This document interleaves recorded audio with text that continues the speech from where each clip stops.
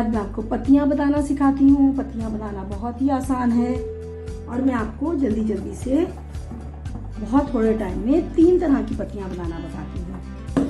3 तरह से मतलब 3 तरीकों से। सबसे पहले हम अपना स्लेब बेल लेंगे।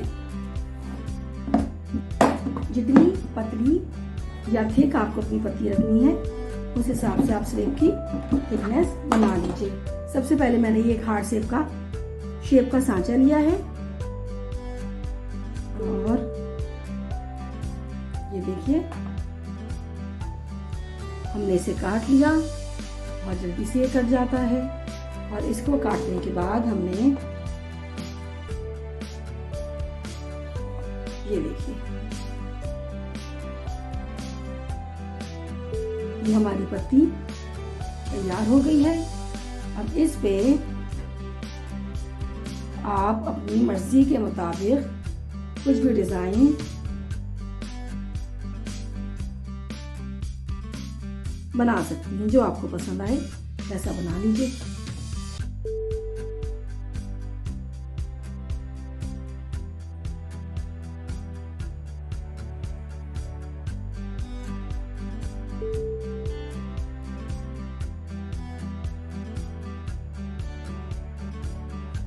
दूसरा तरीका भी बहुत आसान है। फ्री हैंड निडल के साथ काम कीजिए। जो शेप आपको पसंद आए, जो साइज आपको पसंद आए, उसमें पत्तियां काट लीजिए। ये निडल वर्क है इस तरह से।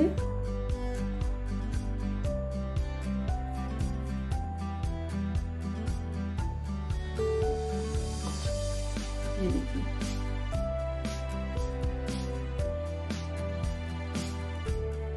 जैसा मर्जी आप अपने विश के अकॉर्डिंग इसको भी ड्रॉ कर लीजिए।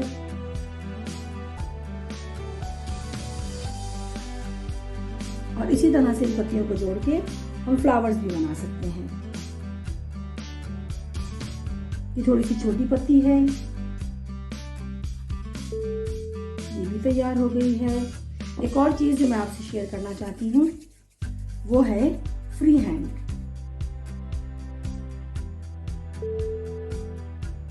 जो आपको अच्छा लगे, जो खाका आपके जहन में हो,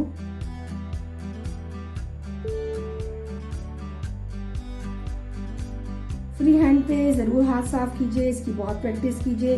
बैठे बैठे कहीं भी टीवी देखते देखते आप कुछ भी कर सकते हैं।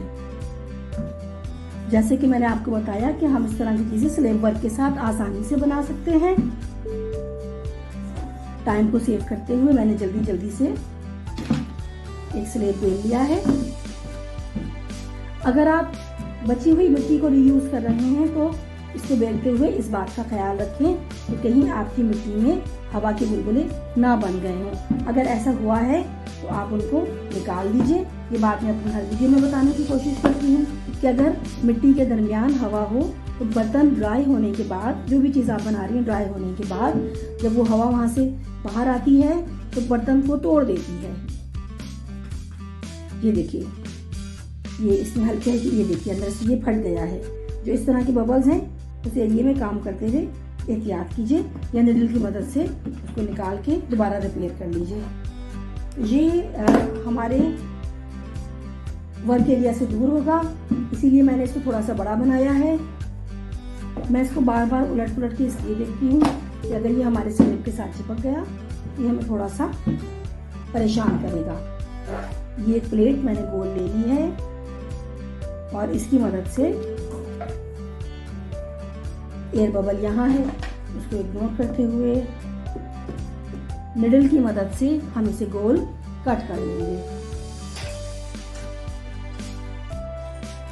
कोई सी भी निडल आप इस्तेमाल कर सकती हैं।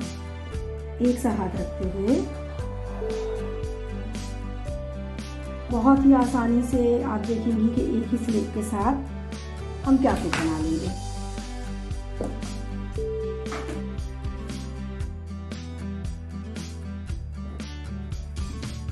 ये देखिए बहुत ही जबरदस्त जाली, जैसे कि मैंने आपसे बताया था। जाली के साथ क्या होता है, हवा इसको बहुत प्रॉपर लगती है, ये बहुत जल्दी ड्राई हो जाता है। जिस शेप में भी आप इसे रखना चाहें,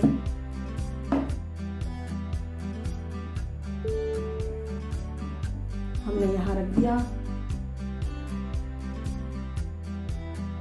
जहाँ तक इसमें होल करने का ताल्लुक है, 2 दिन का टाइम हमारे पास होता है, 2 दिन तक मिट्टी गीली ही होती है, हम बाद में भी कर सकते हैं, लेकिन सेफ साइड मैंने इसमें एक होल कर लिया है। अब मैं इसको यहाँ से हटा रही हूँ और जो कि हमारा स्लेब है उसको थोड़ा सा पतला कर लेते हैं।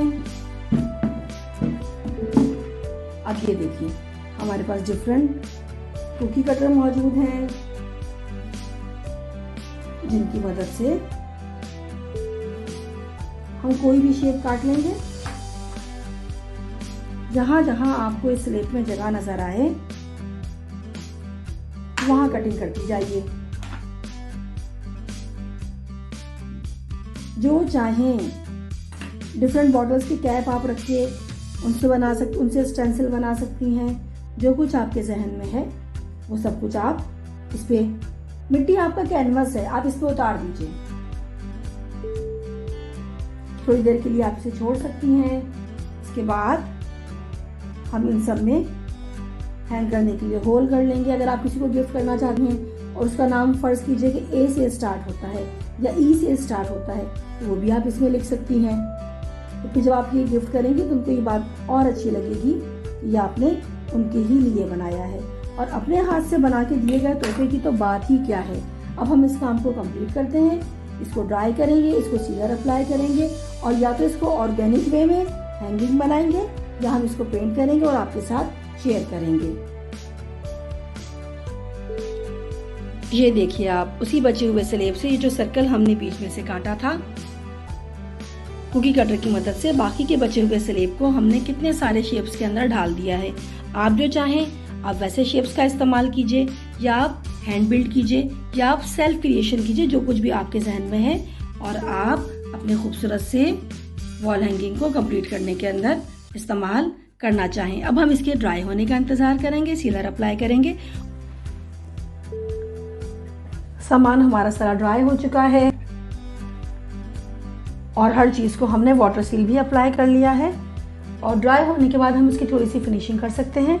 हमने इसमें लगाने के लिए लाल धागे का इंतखाब किया और साथ में सफ़ेद मोती। तो सबसे पहले हम धागे की मुनासबत से इसके होल्स सेट कर लेंगे।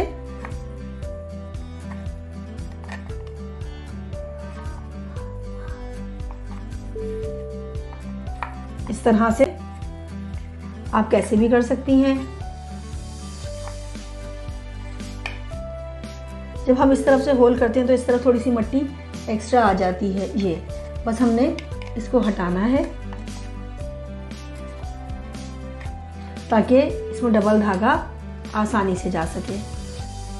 अब हम धागे को अपनी मर्ज़ी के मुताबिक जितना हमने लटकाना है उसकी कटिंग कर लेंगे और उसमें अपने हस्बे पसंद, हस्बे शौक़ मोती, बीड्स और ये जो सारी अरेंजमेंट हमने ड्राई की है हम ये सब उसमें बांधेंगे और इसको आपके साथ शेयर करते रहेंगे।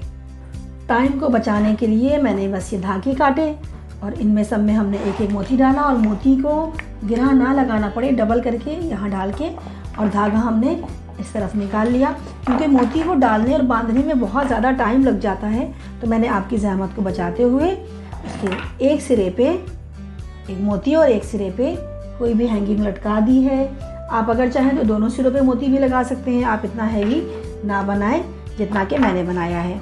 अब हमारे पास जो सेंटर के थोड़े से धागे रह गए हैं उसमें मैं ऐसी चीज़ें डाल रही हूँ जिसके वेट से ये बिल्कुल सीधा रहे। और अब इसको भी हम मोती डाल देंगे। फाइनल करते हैं, बाहर किसी खूबसूरत से दरख्त पे बागीचे में लेके चलते हैं, इसको हैंग करते हैं और फिर आपको एक बार फिर से दिखाते हैं।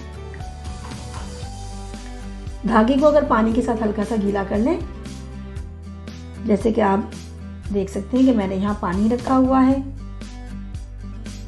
तो ये बहुत बेहतर हो जाता है। धागा क्योंकि थोड़ा सा मोटा है तो इसको बारीक करते जाइए घुमा के, और थोड़े से सब्र के साथ। बहरहाल ये डल ही जाता है। ये देखिए ये कितना खूबसूरत लग रहा है। बस अब ये तकरीबन कंप्लीट है। अब हम इसको लेके चलेंगे, ये देखिए, और इसको किसी मुनासिब सी जगह पे हैंग करेंगे। जब अपने हाथ से बनाई हुई चीज़ों को हम देखते हैं तो दिल को बहुत सुकून मिलता है कि ये आपने अपने फारिग वक्त से कुछ क्रिएट किया है। और ये पोट्री की बनी हुई चीज़ें जो भी देखता है ये उसे सुकून देती हैं। और इस बात पे तो लोग बहुत ही हैरान होते हैं कि ये हमने खुद घर में बनाई है। आपको पलट के दिखाती हूँ।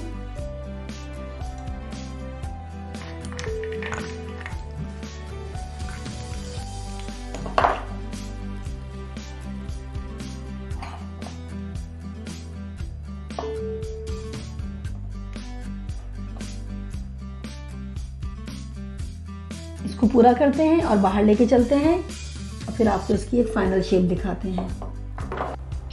ये हमारा बहुत ही खूबसूरत वॉल हैंगिंग तैयार हो गया है। इसको मैंने लाके अपने गार्डन के एरिया में नेचुरल एनवायरनमेंट के साथ एडजस्ट किया है, और इसीलिए ये अपनी ऑर्गेनिक शेप में बहुत भला लग रहा है।